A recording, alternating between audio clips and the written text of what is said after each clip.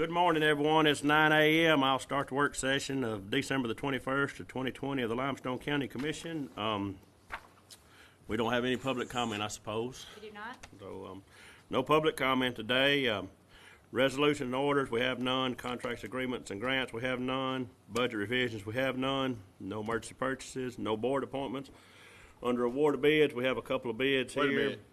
Am I on the wrong agenda? Yes, I was on the wrong agenda. I kept looking going, I am lost as a ball in high weeds. All right, got it. Ain't nothing, Thank you. Jason. We'll let you slide. Yeah. You stay that way. I was trying to hurry up and be done in 3 minutes. I know, Here I you was go. going, man, he is smoking through this. Anyways, no, we have a couple of bids here to award. One is for business cards with Blink Marketing, and it's $360, and the other one will be printers for tag mail notices for it's Peregrine Services Incorporated for $6,880, which will be in the License Commission office. Any discussion with either one of those bid items? All right, no discussion with either one of those. Under personnel action, first on here will be to promote Sam Long and the equipment operator in District 4. Equipment operator 2 in District 4. You got anything with that, LaDon? No. All right. Any more discussion with Sam Long? All right, second on here will be to approve Donna Powell as a full-time driver at the Council on Aging. Any discussion with her? All righty. Next on here will be to transfer Dean Murray from a deputy to a part-time SRO officer. Be January the 1st of 2021. Any discussion with that? And for the record there, Dean's retiring, just going to come back and work part-time, so congratulations on his retirement. Number 4 on here will be to transfer Amy Abercrombie from part-time SRO officer to the sheriff's office as a deputy effective January the 1st of 2021. Any discussion with her? And number 5 will be to approve to hire Roland Hippolito is what I'm going to call him, as a corrections officer pending a drug screening. Any discussion with him? All right, no discussion with him. We have a couple of merit increases. One to be District 3, and the other one's at the Council on Aging. Any discussion with either one of those? All righty, no discussion with that. We're going to move on to the engineer's report. Mr. Massey. Thank you, Mr. Chairman. We've got a couple of subdivisions for your consideration. Hampton Hills subdivision, this is a replat of tracks 47 and 48, and part of tracks 39 and 46. They're doing a combination. Anyway, it's creating one new lot. It's a minor subdivision, preliminary and final. It's east of Granary Way and Hampton Cove Way intersection. And then we have the Ridge Phase 3. This is a major subdivision. This is for final approval. We did the inspections and everything a couple weeks ago, creating 19 lots in District 2. It's approximately 1,400 feet south of the Landview Lane and Pepper Road intersection. It's just a continuation of Landview Lane. So that's all that we've got for your consideration. Any discussion with either one of the subdivisions presented by our engineer, Mr. Massey? All righty. Have anything else, Mark? No. Thank you. Moving on, other business, we'll, number 1 here, we'll approve to authorize the county administrator, Ellen Morrell, to sign the bank transfers for the Limestone County Commission effective December the 28th of 2020 and remove our signature of Pam Carter. Any discussion with that? All right, no discussion with that. We'll move on to the second item on here, which will be to approve to proposal for J.M. Woods Auction Company Incorporated to auction the following equipment at the March 16th through the 20th of 2021 auction, and I'm not going to read all those VIN numbers and all, but it is all the Mack trucks we deal with every year. Any discussion with this? Yeah, I have some. I'm going to ask to have that removed for right now and maybe put it off until our next meeting. And it's something that Mark Massey had a guy contact him, and we haven't had an opportunity to look or discuss with either of y'all that this may be we may have an auction company that can do us a little bit better deal than what we're getting on this guarantee.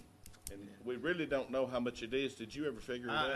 Actually, J.M. Wood is total package is about $20,000 better if everything comes in at the guarantee. Got it. The, Okay. but the other auction company is giving us a better auction rate.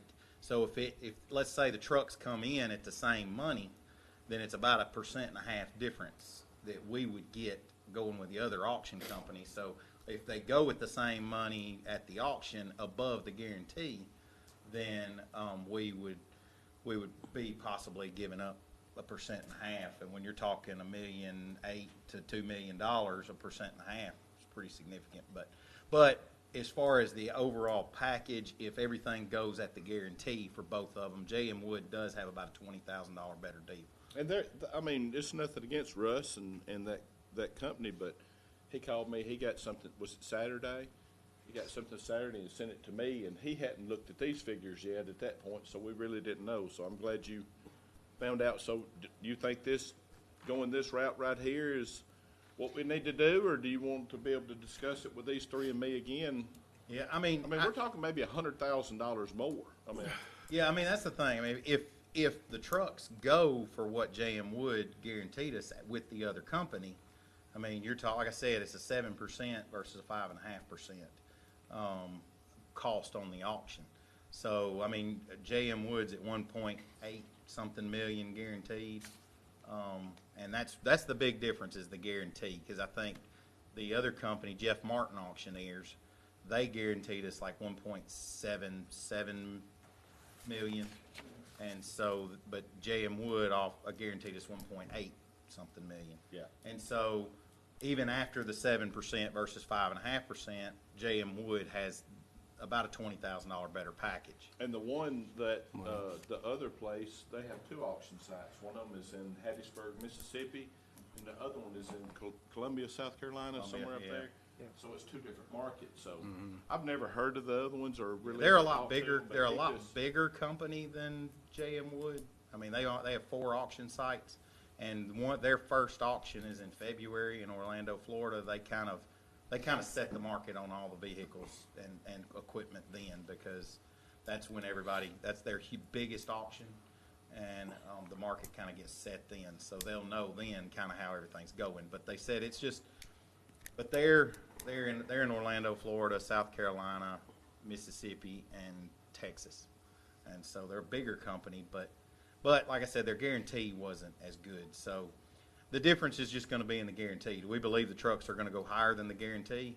If they're going to go higher than the guarantee, we're better off to go with Jeff Martin because of the better price on the sale.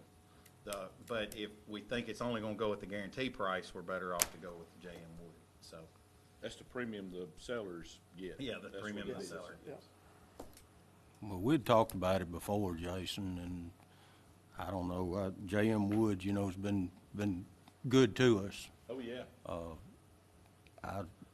I don't know. See, this I other think, guy, well, and you know, we had one young boy come speak to us at one, but that's not where this. No, that was like a Gov Deals deal. Yeah, that was kind of like a hybrid gov Yeah. deals and So auction. I say I've never heard or even heard of this company Yeah. right here. I heard of the Ritchie brothers is one, Ritchie, and then they came and spoke to us a few years Jeff back. Jeff Martin is more of a competitor with Ritchie Brothers just because they're in more of the same They're more markets, global. and they're a much bigger company. So Jeff Martin is more in that. J.M. Wood being one site is a smaller company, but I mean, like I said, and it may be that if we wait one meeting, it may be that they both take a second look at their proposals and sharpen their pencils a little bit, and it puts us really where we need to be. Yeah. So, I mean, I don't think it's something we have to vote on today. It's we just get prepared. But Right. Yeah, like I said, I sat you down know, last but night. we would have been approving it, you know, in the meeting. So I was sitting there going, if we approve it, we can't. Yeah, we can't not change approve it. Back change up. and all that. So look at what we're dealing with too, you know, COVID year and all that. yeah. don't know, And last- see, the other place, what you got is from what I understand is the Martin and the Woods, the guaranteed prices are exactly the same. It's a wash. But I don't know. So even if we went with the other company, we're not losing any money. But if we go with the other company and it breaks more money, Well, we would lose 20,000 if the guarantee right now. Right now. That's about the. Yeah, it's I about a done the math. $20,000 It's like right at difference, but- 20,000. But like I said, it may be worth moving it to the next meeting and tell both of them, hey, sharpen your pencil a little bit. I mean, they may come back and say, well, you know, we can do a seller's premium for 5.5% too. I mean, if We're JM right here in would, the state, you know? yeah. I We've mean, that's- never gone back to JM and Russ and them and never I said, ain't got no problem with it. Y'all wanna just strike it off to the next meeting? when's the next meeting? The January the 6th or 7th. Fourth or fifth, yeah, I something don't know. like that. Okay. First, it'd be the first Monday of January. Well, that'd still give Russ and them plenty of time to get. It'll still Be give the, us time. be the fourth. 4th of January. Fine. I agree. If you wanna, Yeah, I think we ought to. All right, so we're gonna strike off the proposal on J.M. Woods for this meeting. Everybody in agreement with that? Yep. Yes, sir. All right. So we struck that off, and so no more discussion with that. We'll move on to, remove the following from inventory with number 3 on here from engineering, which will be a Ferguson roller and a Barber Green asphalt paver. We're gonna just remove from inventory and scrap them. They're both all to pieces and tore up. So any discussion with either one of the items? I believe if we had some baling wire, we could fix that Barber Green for another 2 or 3 uses. What do you think? I don't man, know that we could do that. I think the last time we used it caught on We used a fire. bicycle chain on it the last It's got 2 log chains holding it together right now to get That's it to the where it's truth. at. I'm afraid it won't even get loaded to get to the chewing junkyard. gum. All right, no more discussion with either one of those items. All right, no more discussion with either one of those. We got, number 4 on here will be to transfer the following, which will be from EMA to engineering, which will be an F-250 truck. Any discussion with that? How did y'all get it? How'd They, you talk them out of it? They were getting a new one. I think this has to do with part of their TVA funds It's or all, something. it was all TVA. I remember when it Yeah. was bought. And so anyway, they wanted to, I think it's harder for them to sell than it is for us to continue using. And so they figured, Okay. well, engineering does a lot of work on their generators and things. So we can put the mechanic in it for him to come back and forth for And the last one we did was that expedition, and it went to the hospital. So see, I don't think the money, the way they have to spend the money when they get the money back, since it was bought with TVA, is yeah. kind of difficult. So it's just easier to give to somebody that falls under, like Rescue Squad or anything Oh, yeah. like that. Yeah, and Eddie's gone to get the new one right now. They've Oh, gone to TVA buys it with a grant. I thought he got the 1 ton.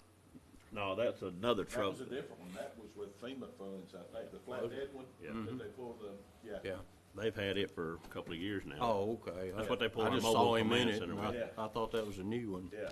No, that's what they pull the mobile It's not command used center. much. Oh. All righty, any more discussion with that item? All right, then number 5 on here will be to approve to sell the following on Gov Deals, which will be 4 items from engineering, which will be an asphalt zipper, a 1991 Mack truck, a 12-foot dozer blade to come off a TD-15 dozer, and an international cab and chassis truck that will not run. So any discussion with any one of those on the engineering side of it? No, we just, I think the asphalt zipper back several years ago, we had kind of discussed getting rid of it.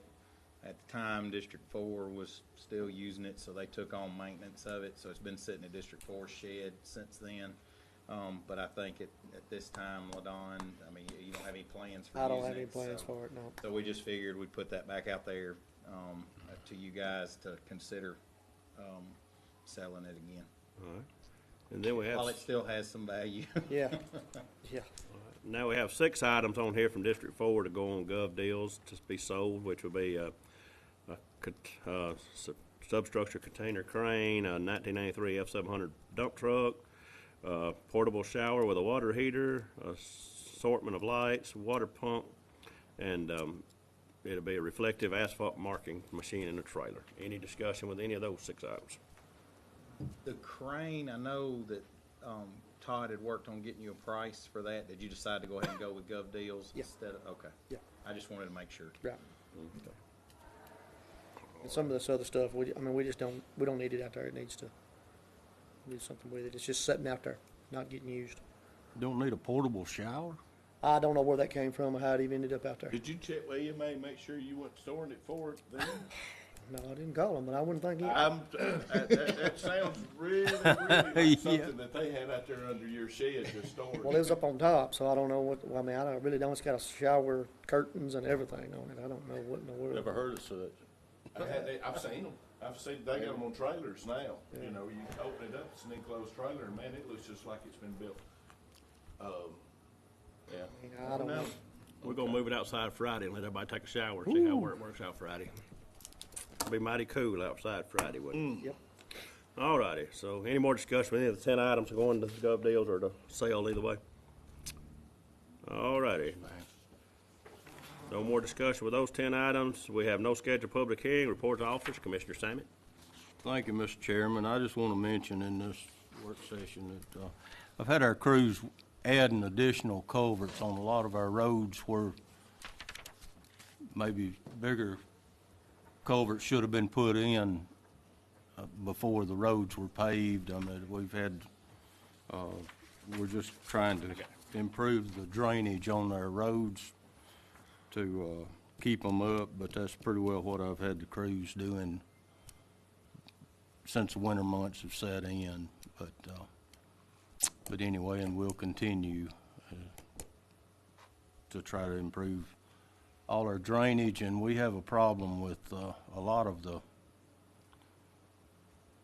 I guess, homeowners not putting tile in. I've got a stretch on Slate Road, I know, I'm just using it for an example, where they put in, what, 20 trailers right end to end against the road, and they've got PVC, 6-inch PVC, I think, for drainage tiles. There you go. And I'd like for somebody to tell me how to handle this. I mean, do we need to fall back on the property owner that put those in? If I it's mean, road grader with a V-blade ditch, go down through there and Yeah. pull them all up. yeah, I'll speak to that, for all of it, if it's their responsibility in regards to the drainage, or if they're permitted to do that, and it creates any type of obstacle to the drainage, which could cause the water to back up over the road, then the first thing to do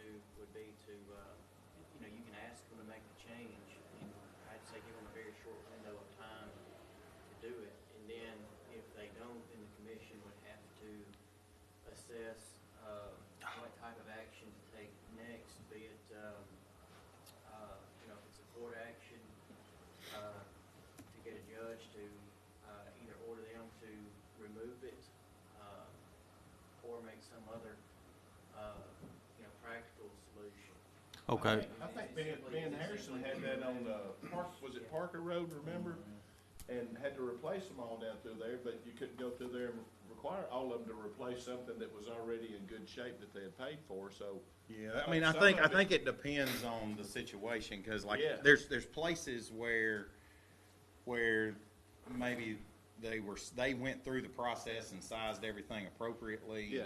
But I think in this situation, they went outside of our requirements and regulations, and they put in pipe that are smaller than what we allow, and Well, Yeah, that's the problem, I think. Yeah. It's, I think the way, no permission was given. yeah, anything handled like that over the years, I think would be just, they could be written and told specifically what they needed to do to remove it.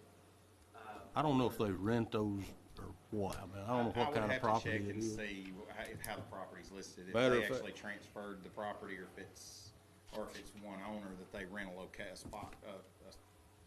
a spot from. Mm-hmm. So I'd have to just check into that. I know you can't really maintain a road that sits in water, it's got water running across it all the time. we've had them dump gravel and not ever get a tile, that's Oh, something yeah. we've had, and it Yeah. stops the ditch up on both sides, Exactly. so it's the same thing. Yes, sir. I know. It's a problem, and I just wanted to mention it, just to see if we could come up with something. That's what I would suggest, is us sending them a letter and telling them what needs to be done, and giving them a period of time to do it. Yeah, I'm sure we all have to deal with it. Oh, yeah. You know, it's a problem for everybody. And a lot of most of it is rental properties for me, or in mobile homes that people move one in, and Yeah. they just set them up a driveway right there, so I don't have it as much with new-built homes and all that, really don't ever have it, but. Well, you don't have as many loggers as we do too either. That's what the problem is that, you're right, just pulling off and setting it. Exactly. Okay, that's all I have, Mr. Chairman. I didn't mean to No, that's fine. get into. Thank you, Commissioner Sammy. Commissioner Barksdale? All right, no discussion today. Commissioner Black? I don't have anything. Thank you, Commissioner Black. Commissioner Townsend? I don't have anything. All righty. For the record here, we will be going into an executive session after the commission meeting to discuss a security plans matter. It's, no action will be taken up past it or anything. It's just an informal meeting, and so that will be happening. Go ahead and add that there. We'll be knowing that at the next meeting. With that being said, I'll just hold all of my other until the next meeting, and we'll recess until 10 a.m. Thank y'all.